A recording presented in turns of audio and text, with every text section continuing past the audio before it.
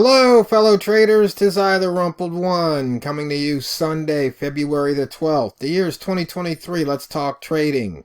Weekly open and gap. These videos are for educational purposes only. Your results may differ from mine. So, we take a look at the weekly gap dashboard, and we can see we have two gaps that have not filled. The pound dollar gapped up, and it is filled. And right now we are 20 pips below the weekly open, 21 off the high and 9 off the low. We're putting in the opening range for the week. Note that we are in the opening range for the year, and we actually broke the low of the opening range for the year, but we've bounced back. We are way below the opening range for the month, and we've got a couple of weeks. We have like 12 trading days left in the month. Once again for the year, 48 pips below the yearly open, 278 below the monthly open.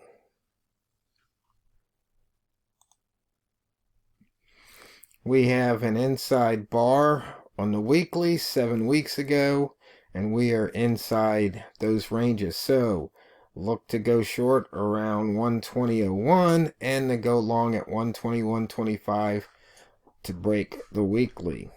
Looks like we've got lots of inside bar action according to the dashboard.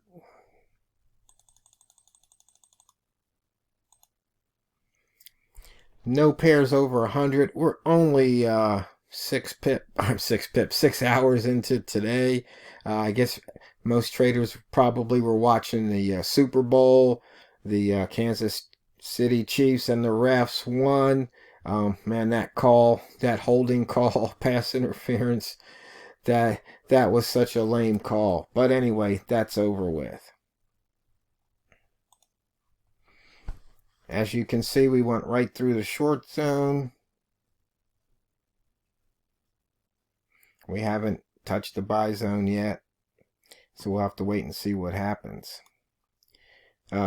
Range is too low, so no rat trades. Weekly pivot is above. Daily pivot is above. We haven't hit either one of those pivots. Near the pivot, bias is short. Near S1, bias is long, and that's down at 120.20. So we'll have to wait and see what happens.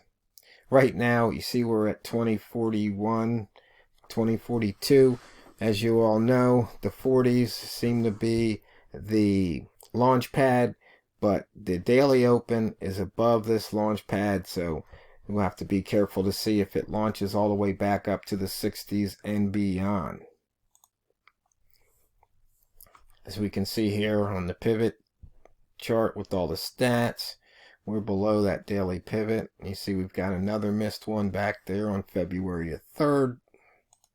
Weekly, we missed it by 7 pips. But we have taken out the monthly pivot. We are out of the lower wick zone. Right there, previous day's lower wick zone at 2046. So that wick zone is partially in the launch pad. We're just going to have to wait and see what happens.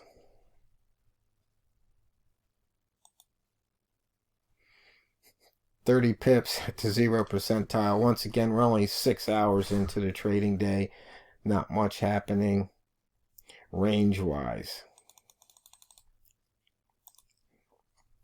Wall mall lines paid off here a couple of times today. Notice breaking out of that lower wick zone. And remember, price doesn't like to stay in the wick zone.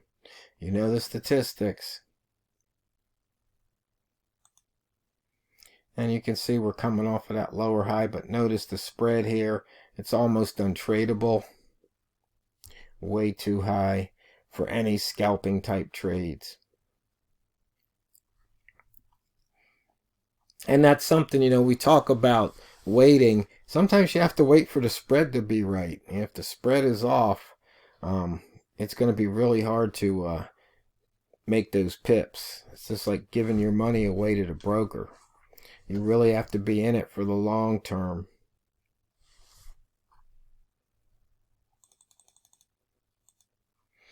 And we haven't pushed the range, of course. Taking a look at the trade reminder.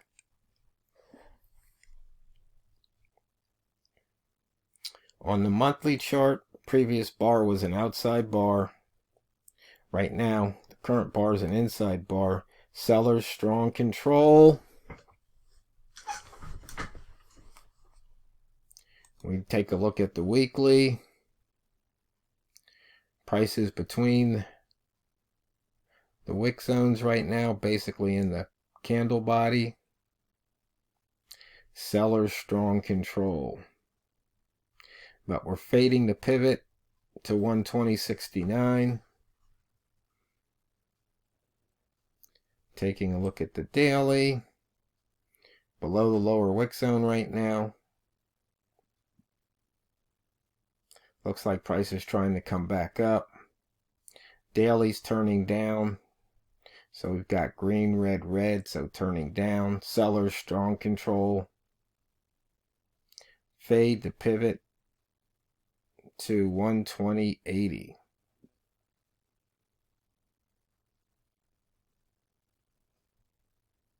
Oh, so I guess a few traders out there like hearing Walmall and I are watching, even though it's not real time, your time, but they like watching us trade, listening to how we're analyzing the market. So I'll see if I can get Walmall on the line this week, and maybe we'll do one or two of those sessions since traders seem to like that. But tell me what you're learning from those, so we know where to what to emphasize, what you found useful. I'd be curious to hear that. Need some feedback. Also, I think I asked sometime when we were talking about waiting and about trading plans, and you guys haven't shared your methods, your plans. I'm just curious to see how some traders are adapting. I know a few people are posting charts out on the YouTube group, not the YouTube group, but the Facebook group, and they're having some mixed reviews. The one thing that I see on these charts is it's kind of like just way too much stuff on a single chart. I mean, I showed different charts, but like here, we've got the pivot lines, we've got candle colors, we've got a trade reminder. That's pretty much it.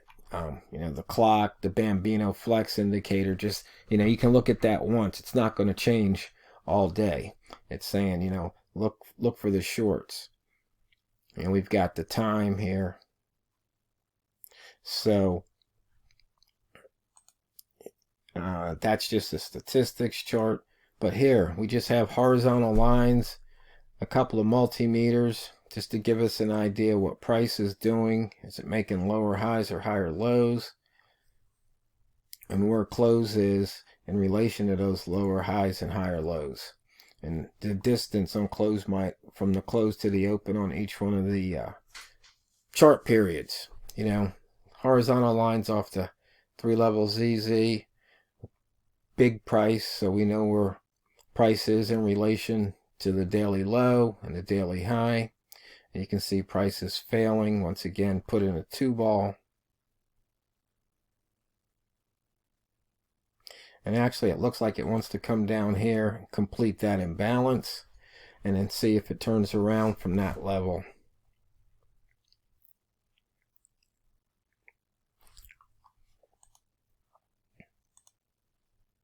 And here, once again, just simple horizontal lines. It's just not too busy. You can take a look. You can see what some of my favorite indicators are. I like the multimeters because then I don't have to really change time frames unless I see something on the multimeter that tells me, oh, you should look at H4 or H1 or M30. Here once again, just statistics. The simple wick zone trade, once again, just statistics of the wick zone along with the wick zone. If you're trading a wick zone, this is pretty much all you need. You don't need to clog up your chart with MACD and a bunch of other stuff, lines, just drawn all over the place. Or pivots. All you need really is to know where the pivot is and whether or not you're fading the pivot or trading away from the pivot. It's really simple. Same thing here. Pivots just with some highs and lows in the arc and the resistance support levels. It's simple. It doesn't really challenge your brain to understand it. But when you get all those other things on there all at once, I coined the phrase "the charts on drugs." It's just crazy. Rat zone. Once again, simple stuff. You're either in the rat zone or you're not, and either the range is big enough or it's not. It's not really that difficult to do this. Buy zone. It's really simple. You got the daily open, the weekly open, and you just trade either away from the open or towards it, depending on how you want to trade. So it's like I say, this is not rocket science. Once again, just basically statistics here, showing what price is doing in real time. Actually, these aren't statistics. This is what price is doing in real time. Inside bar trades. You basically, for every inside bar, you've got a pair of horizontal lines. You just have to wait for your trade to develop. And once again, this is just what price is doing real time. If you like trading open ranges, you've got the yearly, you've got the monthly, weekly is being put in.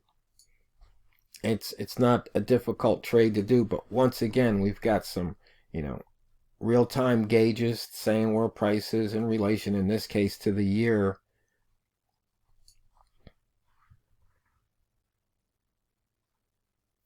But it's just, there's really nothing confusing on the chart when it comes to what do I do? Well, you trade with the candle color at the line. It's not difficult, but I just know some traders are really struggling. And the thing about it is,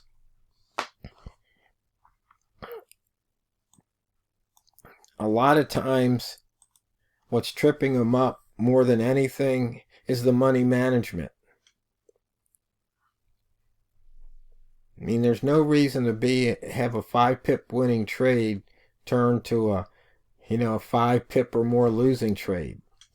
I mean, if you're worrying about your your risk reward ratios, maybe you should be focusing on, this is how much money I have, this is how much money I don't want to lose, and I'm up 5 pips, now I'm up 4, now I'm up 3. If I exit now, I've got more money than I started with. What should I do? Should I take the chance that price is going to go against me? Or do you remember, the last time I did that, it went up, so this time I'm not going to do that. And what happens? It goes against you. Now you're in a losing trade. So, and what's happening is you don't have your money management fixed. You've got it's basically a dynamic money management, or you're airballing your money management as opposed to airballing a trade. And, that's just something that you don't want to do. So, fellow traders, I hope you had a fun and safe weekend. I hope you enjoyed the Super Bowl, even though I hate the Kansas City Chiefs, but that's okay. I didn't have any money riding on the game, so I was smart. And I hope you have a profitable trading week this week. And when you're trading, always remember and never forget, it's not what you trade, it's how you trade it. So go out there and drain the banks. This is TheRumpledOne, over and out.